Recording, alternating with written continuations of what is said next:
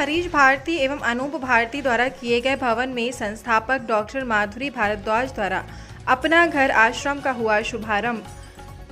व्यवस्थापक डॉक्टर अनुपम जैन का कहना है कि जिनका कोई आश्रय नहीं उनको आश्रय देगा अपना घर आश्रम। आपको बता दें कि कानपुर में मां माधुरी ब्रजवारिस सेवा सदन अपना घर संस्था भरतपुर द्वारा अपना घर आश्रम A62 शताब्दी नगर फेज 3 काशीराम कॉलोनी के पास रतनपुरी पन के कानपुर में शुभारंभ किया गया। बताते चले कि आश्रम का उद्घाटन आश्रयहीन असहाय पीड़ित प्रभुजनों के प्रवेश के साथ किया जा रहा है। इस आश्रम हेतु 25 आवासीय क्षमता का भवन श्री हरीश भारती USA द्वारा प्रभु सेवा में समर्पित किया गया है। आश्रम का शुभारंभ सांसद श्री सत्यदेव पचौरी एवं कल्याणपुर विधायक पूर्व शिक्षा मंत्री श्रीमती नीलिमा कटियार के कर कमलों से पूर्ण हुआ। आश्रम के शुभारंभ में डॉक्टर अनुपम जैन, आश्रम का शुभारंभ सांसद श्री सत्यदेव पचौरी एवं कल्याणपुर विधायक पूर्व शिक्षा मंत्री श्रीमती नीलिमा कटियार के कर कमलों से पूर्ण हुआ। आश्रम के शुभारंभ में डॉक्टर अनुपम जैन भारतीय जनता पार्टी कानपुर बुंदेलखंड क्षेत्र की दिव्यांग प्रकोष्ठ की सह संयोजक का विशेष सहयोग रहा। इस आश्रम के संचालन के बाद कानपुर एवं उसके आसपास के क्षेत्रों में सड़क, रेलवे स्टेशन, बस स्टैंड आदि पर आश्रयहीन असहाय हालत में पड़े प्रभुजनों को रेस्क्यू कर उन्हें आश्रम में प्रवेश देकर आश्रय, चिकित्सा, भोजन एवं अन्य सेवाएं निःशुल्क उपलब्ध कराई जाएंगी। उल्लेखनीय है कि ये आश्रम देश में संस्था द्वारा संचालित 54वां आश्रम होगा तथा उत्तर प्रदेश में ये संस्था द्वारा संचालित 15वां आश्रम होगा। कानपुर से संवाददाता रामवीर कुशवाहा की रिपोर्ट। मैम, क्या था कार्यक्रम आज अपना घर का? आप अपना परिचय देते हो पूरा बताइए। अच्छा जी, मेरा नाम डॉक्टर माधुरी भारद्वाज, संस्थापिका अपना घर।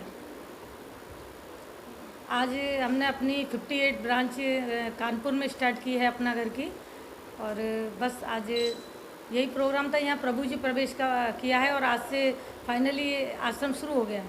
किस तरीके की सुविधाएं आपके आश्रम में दी जाए? देखिए, जो लोग रोड पे असहाय स्थिति में पड़े रहते हैं, जो मांगकर नहीं खा सकते, उठाकर नहीं खा सकते, छीनकर नहीं खा सकते, है ना, ऐसे लोगों के लिए जो बिल्कुल रोड पे तड़पते रहते हैं दर्द के साथ, ऐसे लोगों को हम लोग लेकर आते हैं। यहाँ आने के बाद उनकी सेवा, उनका इलाज, उनकी जो भी व्यवस्थाएं होती हैं, रहने का बेसिक, ये सारा कुछ करते हैं। और इसके बाद जब वो अपने इलाज के बाद ठीक होते हैं, अपना एड्रेस बताना शुरू कर देते हैं, तो हमारा प्रयास होता है कि इनको पुनर्वासित किया जाए, इनके घर भेजने की व्यवस्था भी की जाती है। और अब तक अपना घर के द्वारा 25,000 से अधिक लोगों को इंडिया और इंडिया से बाहर भी 2-3 देशों में उनके घर पुनर्वासित किया जा चुका है। आप जैसे अपना घर जो है एक आश्रम है, तो उसमें आपका जो है क्या पद है, किस तरीके से आपका कार्य रहता है इसमें? देखिए, पद तो क्या, शुरुआत तो की है, लेकिन हमारा तो सेवा का काम है, सेवक हैं और सेवा का काम ही देखते हैं हम लोग। तो क्या गवर्नमेंट से कोई आपको सहयोग मिल रहा है? सर, ये पूरा जन सहयोग से चलता है और अपना घर की आवश्यकताओं के लिए जो चिट्ठी लिखी जाती है वो ठाकुर जी को लिखी जाती है। आप पूरी इंडिया में जहाँ भी आश्रम है, हर आश्रम में, ऑफिस में ठाकुर जी के लिए चिट्ठी देखेंगे। भूमि, भवन, वाहन, हमें जो भी चाहिए होता है, एक सुई तक, यहाँ तक कि अंतिम संस्कार की व्यवस्था तक, सारी ज़रूरतों को हम ठाकुर जी को लिखते हैं और ठाकुर जी ही मानव स्वरूप में किसी न किसी के द्वारा आते हैं और यहाँ की पूरी व्यवस्थाएं होती हैं।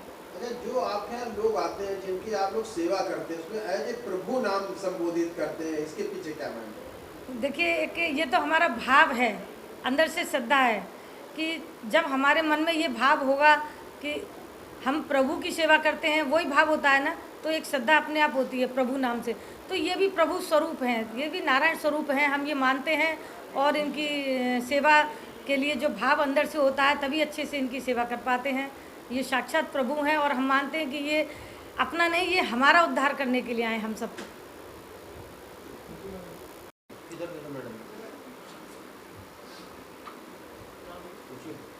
आज कानपुर में एक नई मुहिम शुरू हुई है, अनोखा, जो आश्रम आपने नाम रखा हुआ है, उस आश्रम में जो पेशेंट है, जिनको एज ए प्रभु का नाम जो दिया गया है, इस तरीके की जो पहल कानपुर में हुई है, उसके लिए आप क्या कहेंगे?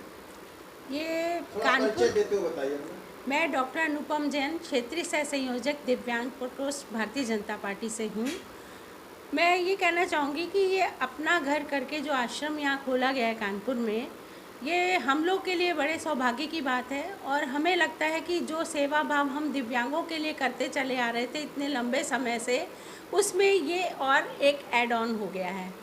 क्योंकि जब हमने दिव्यांगों का कैंप आयोजित किया था जिसमें हमने कृत्रिम हाथ और पैर लगाए थे, एक हरीश भारती जी की फैमिली है जो कि अमेरिका में रह रहे हैं, उन लोगों ने हमें कांटेक्ट किया कि इस तरह से हम जो कृत्रिम अंग का आपने यहाँ पे कैंप लगाया है, हम चाहते हैं कि उत्तर प्रदेश के लिए भी हम एक पूरा सुनियोजित सेंटर खोल दें यहाँ पर कानपुर में, जिससे कि पूरे उत्तर प्रदेश के दिव्यांग लोग यहाँ पे आके फ़ायदा उठा सकें।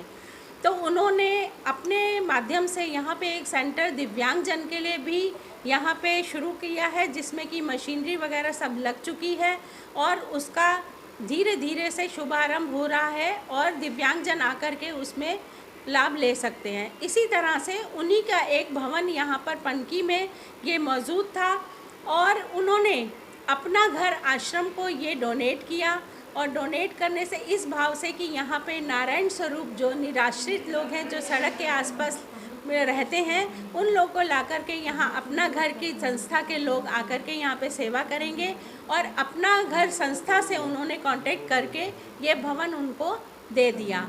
और कितनी अच्छी सोच थी। और उन्होंने कहा कि अनुपम जी, दिव्यांगजन के साथ साथ यहाँ पर निराश्रित लोगों के लिए भी ये भवन मैं यहाँ दे रहा हूँ और ये सुविधा अपना घर संस्था के द्वारा यहाँ पर शुरू की जा रही है। कृपया इसमें भी आप जुड़िए। इसी माध्यम से मैं आज यहाँ आई और इसका शुभारंभ आज से हो गया है।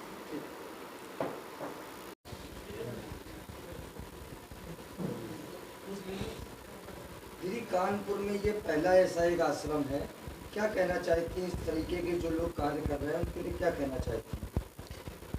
देखिए, हृदय से बहुत बहुत मैं अभिनंदन करना चाह रही हूँ। हालांकि एक लंबी यात्रा है। अपना घर से जुड़े हुए मेरी जो जानकारी में आया है, ये डॉक्टर भार्गव हैं और उन्होंने ये भाव उनके मन में आया और ये इसकी संख्या ये 58वां है जो आश्रम यहाँ रतनपुर शताब्दी नगर में कल्याणपुर विधानसभा में ये आज उसका शुभारंभ हुआ है। और कहीं कोई ये हमारी बिल्कुल परंपरा का निर्वहन जैसा है। हमारी सत्य सनातन परंपरा, हमारी सामाजिक व्यवस्था, हमारी जो इस भारत भूमि की चिंतन परंपरा रही है, इस परंपरा के अंदर कोई भी पीछे नहीं, कोई भी छूटे नहीं, सबको साथ में लेकर समाज को आगे बढ़ाने का एक सोच रहता है और वो भी ना छूटे जो बिल्कुल पीछे रह गए हैं, जिनकी परिस्थिति आज ऐसी हो गई है कि वो अपना जीवन स्वयं अपने से चलाने की स्थिति में नहीं है, बिल्कुल अशक्त हैं और सड़क के किनारे बेसहारा पड़े हुए हैं। उनका ये घर है, ये अपना घर है। मानवता की इससे बड़ी सेवा और क्या हो सकती है। तो निश्चित रूप से ये तय बात है कि अभी जानकारी आई है कि यहाँ वॉलंटियर हैं इस संस्था के, त्यागी जी हैं, वो कुछ दिन यहाँ पर इस संस्था को देखेंगे। तो अभी सम्मानीय हमारे कानपुर नगर के लोकसभा के जो माननीय सदस्य हैं, हमारे बड़े हैं पचौरी जी, उनसे भी आपने अभी बात करी है। उनका भी पूरा आशीर्वाद यहाँ इस क्षेत्र से, इस संस्थान से जुड़ेगा। मेरी ओर से भी इस संस्थान की जैसी जैसी आवश्यकता, क्योंकि हम सब जानते हैं कि ये समाज में एक बहुत विडंबना है, बड़े कष्ट के साथ कहना पड़ रहा है कि इस प्रकार के आश्रमों की आवश्यकता पड़ रही है, इनका संचालन हो रहा है और इनका बार बार ऐसा लग रहा है कि ये भी कम पड़ेगा, ऐसा हम समझ रहे हैं। लेकिन ये व्यवस्था है कि इस प्रकार के स्थानों को हमें संचालित करना है, व्यवस्थित संचालन करना है। उनकी स्वास्थ्य सेवाओं से जुड़ी हुई आवश्यकताएं, उनकी जो सबसे बड़ी जो जिस मानसिक अवस्था में वो यहाँ आएंगे, निश्चित रूप से बहुत सारी आवश्यकताएं इस स्थान के साथ भविष्य में जुड़ने वाली हैं। यथासंभव जो सामर्थ्य रहेगी, जो सहयोग बन पड़ेगा, जुड़ते बनेगा, वो इस स्थान से स्वाभाविक है कि जुड़ेगा। यदि आपका विधानसभा क्षेत्र है, आपके तरफ से क्या सहयोग यहाँ के जो आश्रम संचालक हैं उनको देने का विचार है? अभी बैठेंगे, अभी बात करेंगे। अभी जैसा सम्मानीय हमारे सर, ये जो अपना घर आश्रम का इनाग्रेशन हुआ है, ये कानपुर के शताब्दी नगर में, किस तरीके की अनुभूति आप महसूस कर रहे हैं इस तरीके के आश्रम का कानपुर में होना? बड़ी सुखद अनुभूति है।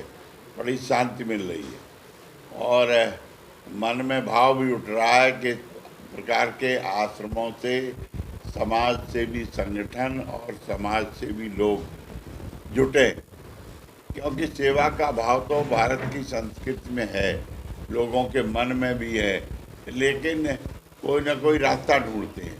तो अपना घर आश्रम जो यहाँ शताब्दी नगर में खुला है, उससे लोगों को एक अवसर प्राप्त होगा ये ईश्वरीय सेवा का। और मुझे विश्वास है कि कानपुर के जो श्रद्धालु लोग हैं, सनातन संस्कृति से जो प्रेरणा लेते हैं वो लोग हैं, वो जुटेंगे और ये हमें लगता है ये आश्रम भी छोटा पड़ेगा, कहीं ना कहीं बड़े आश्रम की भी ज़रूरत पड़ेगी कानपुर के लिए। सर, किस तरीके का सहयोग आपके माध्यम से इस संस्था को प्रोवाइड कराया जाएगा, क्योंकि ये संस्था जो है अपने ही उस पर कर रही, बिना किसी सहयोग के काम कर रही है, तो किस तरीके की ये संस्था आपसे आशा करती है? मेरे मन में विचार है कि जिस प्रकार ये भरतपुर में इन्होंने इतना बड़ा आश्रम खोला है, हॉस्पिटल भी है, डॉक्टर भी है, ऑपरेशन होते हैं, कुछ जो बीमार हैं पीड़ित हैं उनका इलाज भी होता है, उपचार भी होता है। यह विराट रूप में यहाँ पर आश्रम बनाया जाए और मैंने इन लोगों से कहा भी है कि मुझे पत्र देंगे तो मैं TDA बेसी से कहूँगा कि कोई जो सामुदायिक केंद्र के लिए बड़ी जगह वो अपने क्षेत्र में इलाट करें और ताकि ये भव्य भवन वहाँ पर बनाया जाए। किस तरीके की सर शुभकामनाएं रहेंगी इस आश्रम के लिए आप? ये तो ईश्वरीय काम है, तो ईश्वरीय काम में कोई शुभकामनाओं की ज़रूरत नहीं होती, सहयोग की ज़रूरत होती है, तो वो मैं समर्पण भाव से करूँ।